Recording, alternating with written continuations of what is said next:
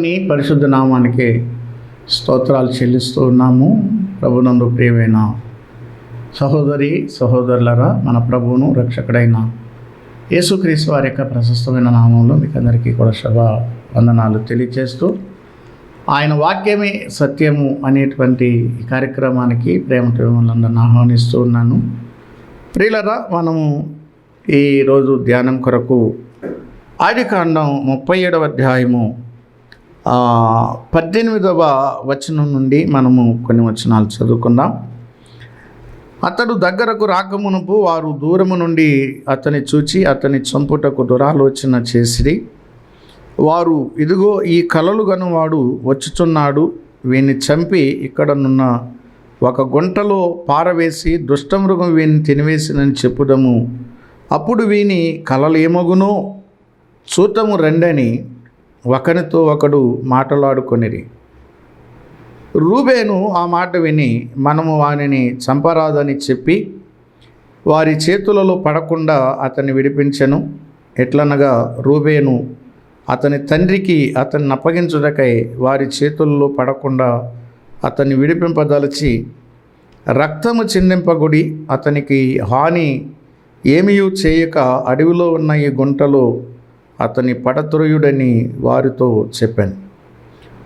యోసేపు తన సహోదరుల యొద్దకు వచ్చినప్పుడు వారు యోసేపు అంగీని అతడు తొడుగుకొని ఉండిన ఆ విచిత్రమైన నిలువుటంగిని తీసివేసి అతని పట్టుకొని ఆ గుంటలో పడత్రోసిని. ఆ గుంట వట్టిది, అందులో నీళ్లు లేవు. ప్రార్థన చేద్దాం. పరిశుద్ధుడా, ప్రేమగల తండ్రి, మహోన్నతుడైన మా దేవ, నీకే స్తుతులు స్తోత్రాలు చెల్లిస్తున్నాం నాయన. దైవ గ్రంథంలో మీరు రాయించిన నీ మాటలు చదువుకున్నాం. నీ మాటల్లో ఉన్న భావాలు సత్యాలు మీరే మాకు తేటగా వివరించి బోధించండి. వీటిని అనుసరించి నడుచుకుంటూ నిన్ను మహిమపరిచే భాగ్యాన్ని మాకందరికీ మీరే దయచేయమని మా రక్షకుడు ప్రభు అయిన యేసుక్రీస్తు నామములో స్తోత్రాలు అర్పించి వినయంతో వేడుకుంటున్నాం మా పరమ తండ్రి, ఆమెన్. ప్రభునందు ప్రియమైనటువంటి సహోదరి సహోదరులరా, మనము చదువుకున్నటువంటి ఈ వాక్య భాగంలో యోసేపు అన్నల దగ్గరకు పంపబడ్డాడు, వారి క్షేమ సమాచారం తెలుసుకునే నిమిత్తం. అయితే మొత్తానికి యోసేపు వెతుక్కుంటూ మరి అన్నలను కనుగొన్నాడు. అన్నల దగ్గరకు ఆయన వెళ్తూ ఉండగా ఆ దూరము నుండి ఈ అన్నలు యోసేపును చూచి యోసేపు దగ్గరకు రాకుండా దూరంగా ఉండగానే వారు ఏమని ఆలోచన చేస్తున్నారంటే, ఇక్కడ అంటున్నారు, అతన్ని చంపుటకు దురాలోచన చేసిరి. వీడిని చంపుదాం, ఇక్కడ ఉన్నటువంటి ఒక గుంటలో పడేద్దాం, దుష్టమృగం వీడిని తినేసిందని చెబుదాం, అప్పుడు వీడు కనిన కలలు ఏమవుతాయో చూద్దాం అని వారి ఆలోచన. ప్రియులారా, గమనించండి, దురాలోచన. తన క్షేమాన్ని కోరి వచ్చినటువంటి వాణిని చంపడానికి దురాలోచన చేస్తున్నారు ఈ సహోదరులు. ఎంత ఘోరం అండి! ఆనాడు మన ప్రియ ప్రభువారిని కూడా యోహాను సువార్త 11వ అధ్యాయంలో ఒక మాట మనం చదువుకున్నాం చూడండి. యోహాను సువార్త 11వ అధ్యాయము 53వ వచనం చూడండి. కాగా ఆ దినము నుండి వారు ఆయనను చంప ఆలోచించుచుండిరి. ఆ దినము నుండి వారు ఆయనను చంప ఆలోచించుచుండిరి. ఏ దినము నుండి? ఇక్కడ 11వ అధ్యాయములో మార్తా మరియా సహోదరుడైనటువంటి లాజరు రోగి అయి చనిపోయాడు. చనిపోయినటువంటి లాజర్ని సమాధిలో పెట్టారు. అప్పటికి 4 రోజులైంది.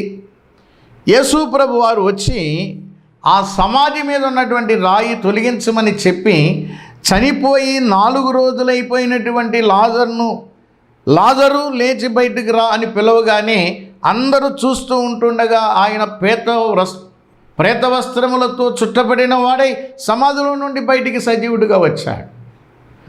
ఈ కార్యాన్ని చూసినటువంటి ప్రజలందరూ కూడా యేసు ప్రభుని వెంబడిస్తూ ఉండగా ఇక్కడున్నటువంటి ఈ ప్రధాన యాజకుడు లేక ప్రధాన యాజకులు ప్రజల పెద్దలు అని పిలబడుతున్నటువంటి వీరందరూ కూడా మరి ఆలోచన చేశారు. ఏమని ఆలోచన చేశారంటే ఈయన్ని ఎలా చంపాలి అని. ఈయనను ఎలా చంపాలి, ఎందుకంటే లోకమంతా ఈయన వెంబడి వెళ్ళిపోతుంది, మనతో ఉండేవాడెవడు ఉండడు.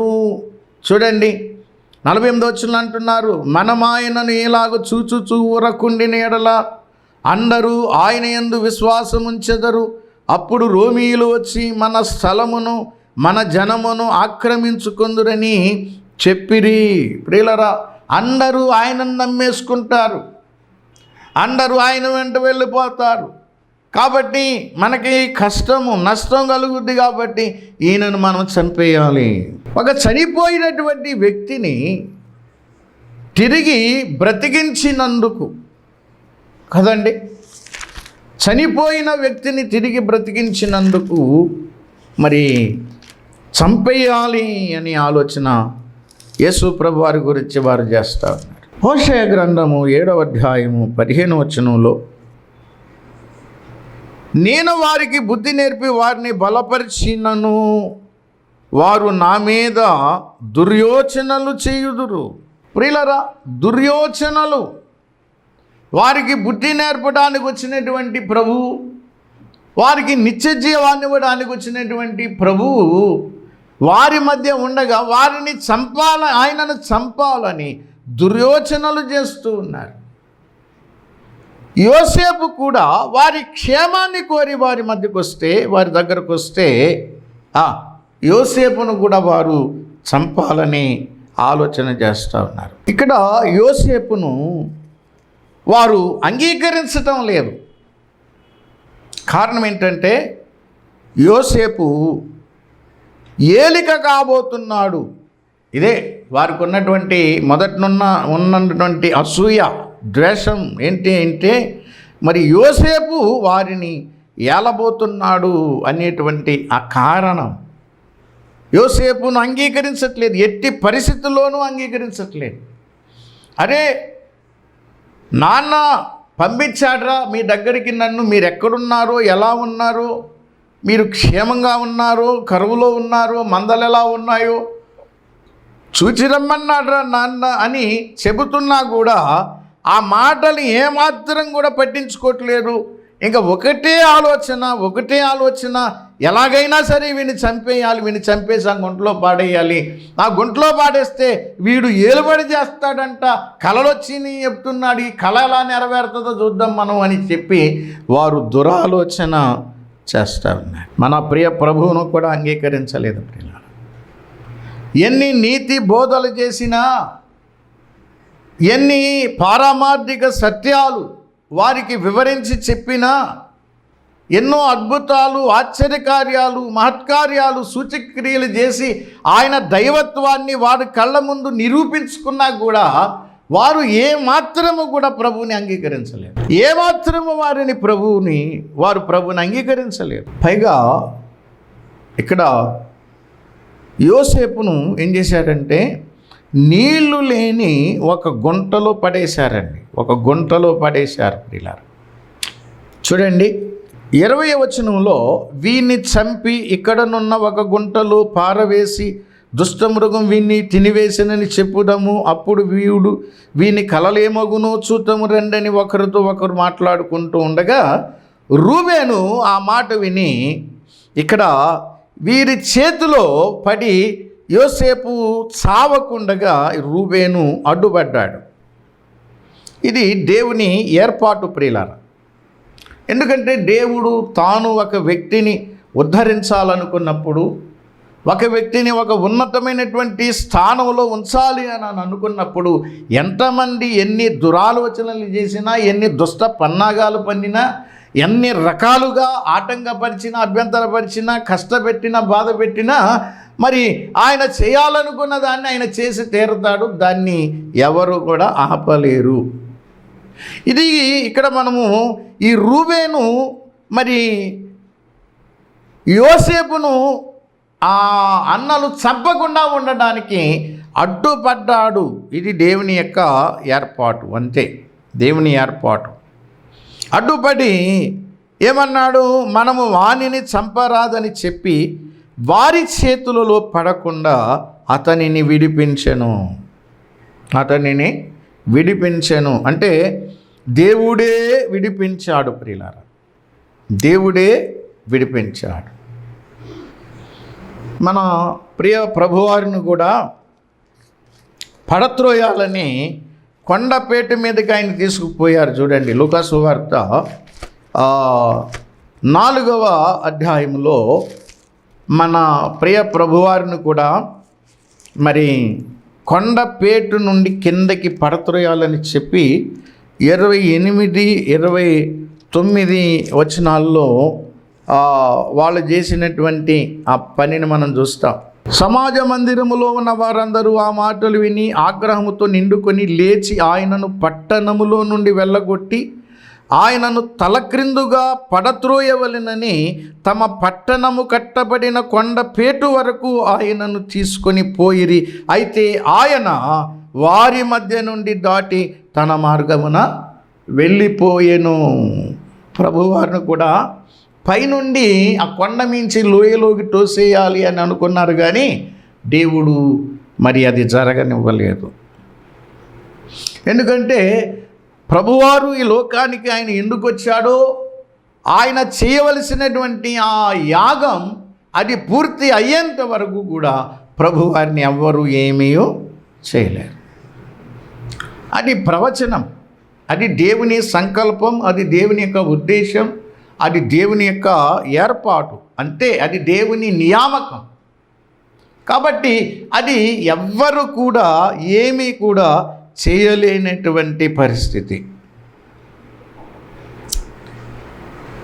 ఇక్కడ కూడా యోసేపు వారి చేతిలో పడి చావకుండగా మరి దేవుడు రూబేనును ఏర్పాటు చేసి మరి ఆ రూబేను చేతిలో మరి లేక అన్నల చేతిలో పడకుండా రూబేను అడ్డుపడ్డాడు.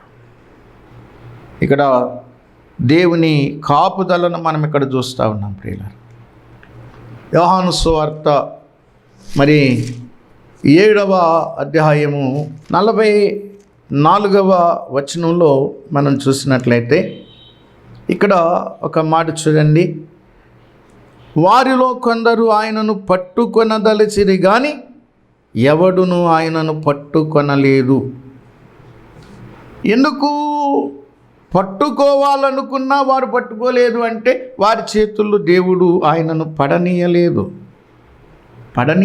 ఎందుకు పడనివ్వడు? కారణం ఏంటంటే ఆయన ఎలాగున శిలువ మరణాన్ని పొంది ఆయన సమాధి చేయబడి తిరిగి లేచి తండ్రి దగ్గరకు వెళ్ళవలసి ఉన్నదో అలాగనే ఆయన వెళ్ళాలి. అది దేవుని సంకల్పం, అది దేవుని యొక్క ప్రణాళిక, దేవుని యొక్క ఏర్పాటు. కాబట్టి దాన్ని ఎవ్వరు కూడా దాన్ని తప్పించలేరు, వేరొక విధంగా దాన్ని మలచలేరు, మార్చలేరు, వేరొక విధంగా దాన్ని చేయలేరు. ఆయన ఎటువంటి మరణాన్ని పొందవలసి ఉన్నదో అది దేవుని యొక్క సంకల్పములో ఆనాడే వ్రాయబడి ఉంది.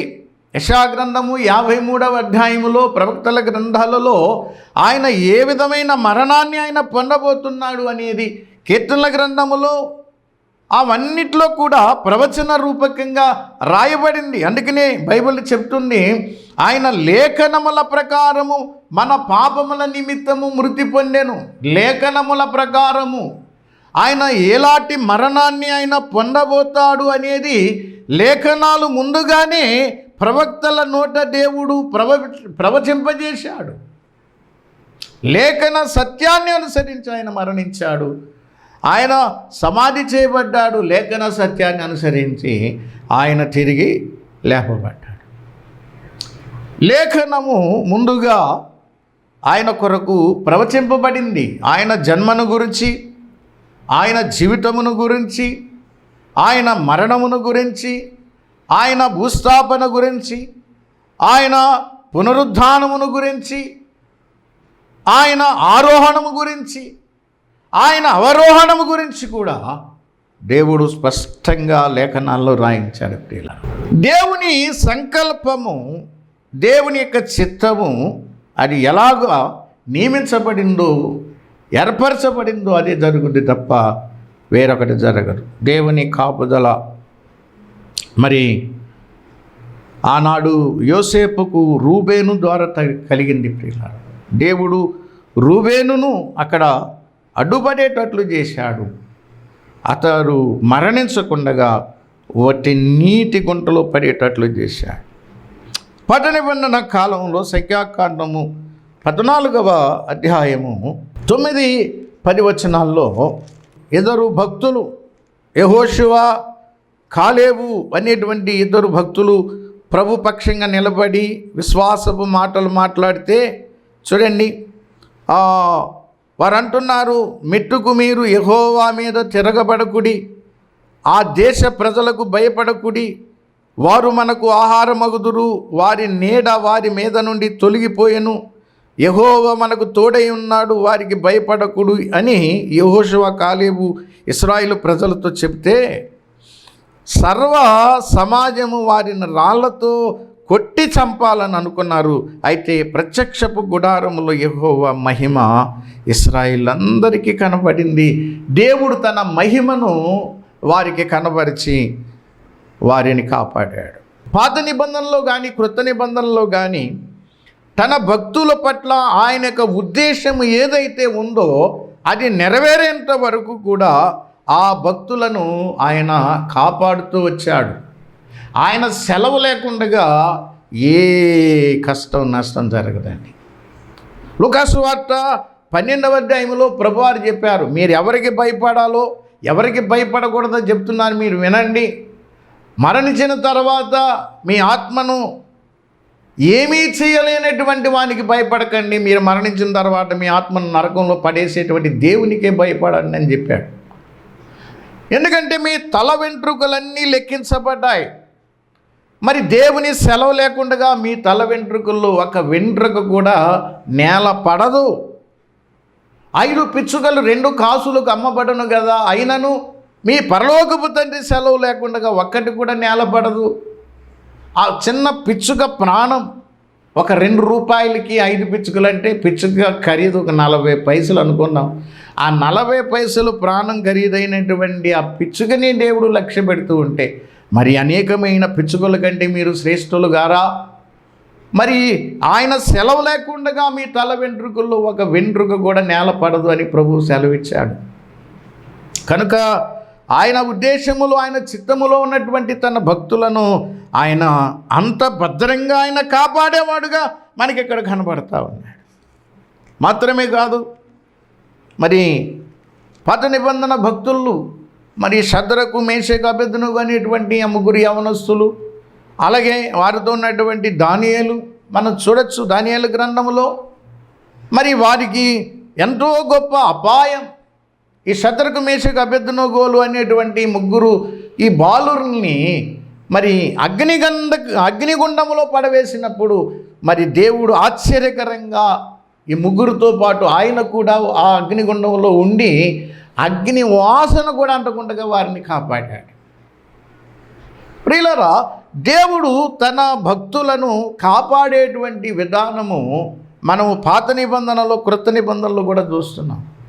అలాగే మరి దానియేలు నమ్మకస్తుడు, ఏ తప్పిదము లేనటువంటి వాడు, రాజుకి నమ్మకమైనటువంటి సేవ చేస్తూ ఉంటుండగా మిగిలినటువంటి మంత్రులకు ఈయన అడ్డొస్తున్నాడు, మనకేమీ అంకనివ్వటం లేదు, దక్కనివ్వటం లేదు, ఈయనంతా యథార్థంగా పర్ఫెక్ట్గా ఉంటున్నాడు, ఈయన తినడం మనల్ని తిననివ్వడం, కాబట్టి ఈయన్ని తొలగిందామని ఆలోచన చేసి దురాలోచన చేసి సింహాల బోనులో పడేస్తే మరి ఆ సింహాల బోనులో కూడా దేవుడు అద్భుత రీతిగా ఆశ్చర్యకరంగా మరి దానియేలును కాపాడాడు దేవుడు.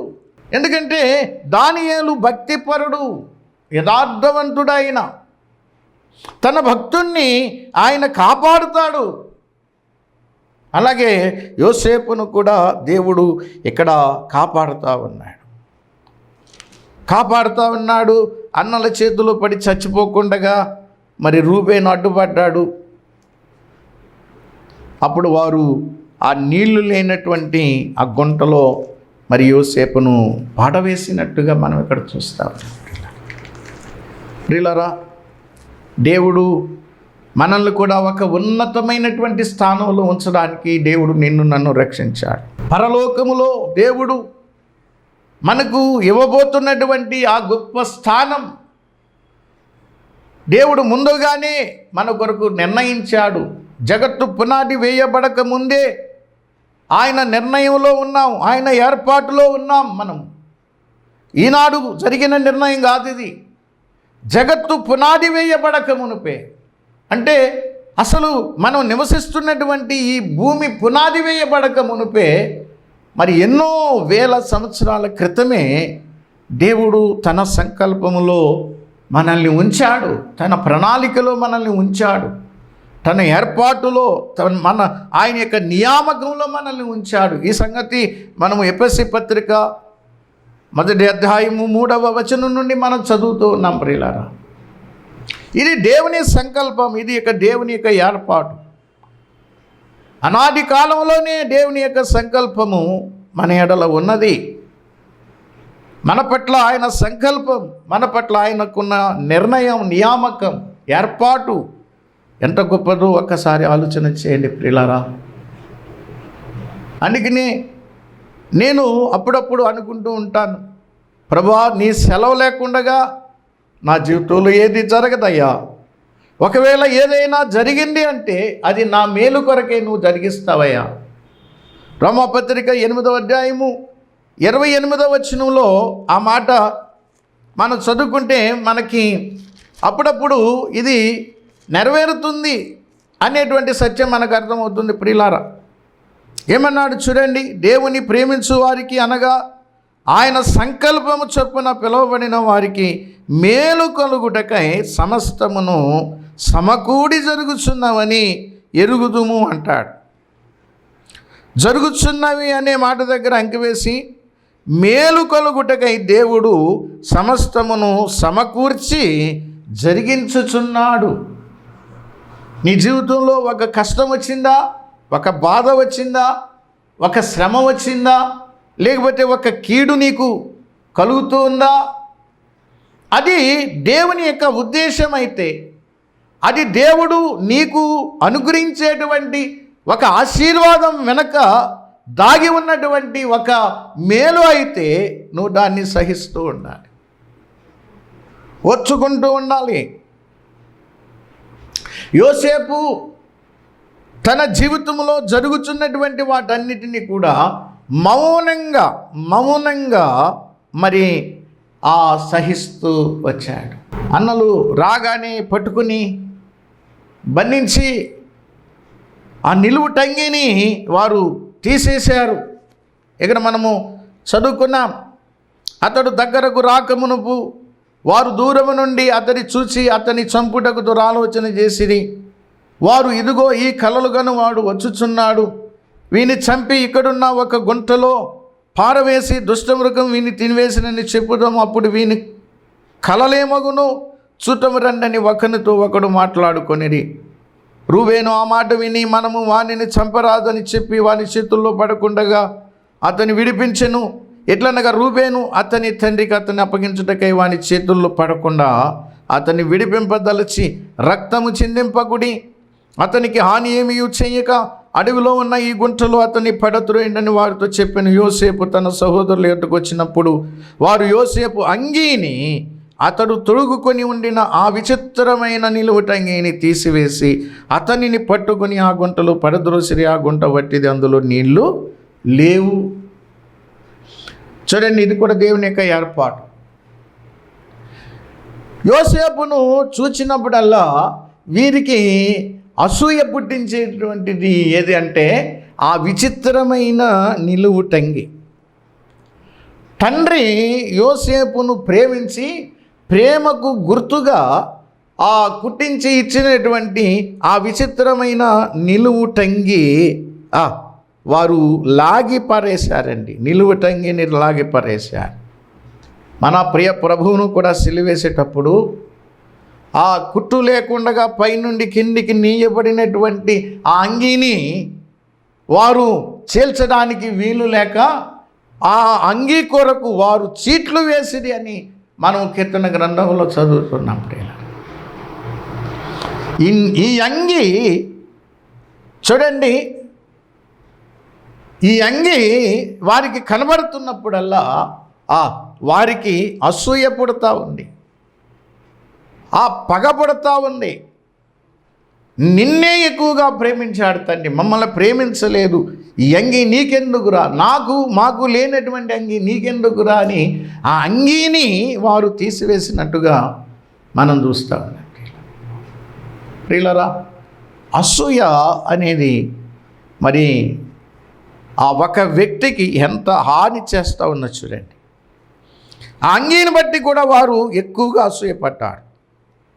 అసూయకు కారణమైనటువంటి అంగీని వారు తీసివేసి ఆ అంగీనే తండ్రికి చూపించి, ఇదిగో నీ కొడుకు చచ్చిపోయాడు, దుష్టమృగం తినేసింది, ఈ అంగీ దొరికింది అని చెప్పి ఆ అంగీని రక్తంలో ముంచి ఆ అబద్ధాన్ని కళ్ళకు కట్టినట్లుగా నిజంగా నమ్మించేటట్లు వారు చేశారు. ప్రియులారా, అసూయ ఎంత పని చేసిందో చూడండి.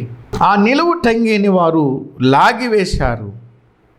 మరి అతన్ని ఆ గుంటలో పడవేశారు. ఆ గుంట నీళ్లు లేదు, వట్టిది అని ఉంది బైబిల్లో. అతని పట్టుకొని ఆ గుంటలో పడద్రోసిరి. ఆ గుంట వట్టిది, అందులో నీళ్లు లేవు. ఒకవేళ నీళ్లుంటే మరి ఆ నీటిలో మునిగి చచ్చిపోయేవాడే. కానీ ఆ గుంటే కానీ అది నీళ్లు లేని గుంట, నీళ్లు లేని గుంట. ప్రియులారా, దేవుడు చూడండి, తన సంకల్పములో ఉన్నటువంటి యోసేపును కాపాడేటువంటి విధానం ఎట్లా ఉందో చూడండి. దేవుని చేతిలో, దేవుని సంకల్పంలో నీవు నేను ఉండగా ఎవరు ఎన్ని రకాలైనటువంటి హాని తలపెట్టినా మరి దేవుడు మనలను కాపాడేవాడుగా ఉన్నాడు, మనలను భద్రపరిచేవాడుగా ఉన్నాడు, రక్షించేవాడుగా ఉన్నాడు అనే సత్యాన్ని నేను జ్ఞాపకం చేస్తూ ఉన్నాను. ఎందుకంటే మన దేవుడు 121వ కీర్తనలో రాయబడినట్లుగా ఇశ్రాయేలును కాపాడువాడు కునుకడు నిద్రపోడు. మనలను కునుకక నిద్రపోకుండా మనల్ని కాపాడే దేవుడు మన దేవుడు కనుక మనము భయపడవలసిన అవసరత లేదు. మరి దేవుడు మనలను అన్ని విధాలుగా కాపాడే దేవుడు అని నేను జ్ఞాపకం చేస్తూ ఈ మాటలు ముగిస్తూ ఉన్నాను. దేవుడు ఈ మాటలు దీవించి ఆశీర్వదించునుగాక. పరిశుద్ధుడా, ప్రేమగల తండ్రి, విత్తబడిన ఈ వాక్య విత్తనాలు అందరిలో అన్ని విధాలు ఫలించినట్లు కృపచూపమని సహాయం చేయమని యేసుక్రీస్తు ప్రభు నామమును బట్టి ప్రార్థించి వినిమితో వేడుకుంటున్నాము తండ్రి. ఆమేన్.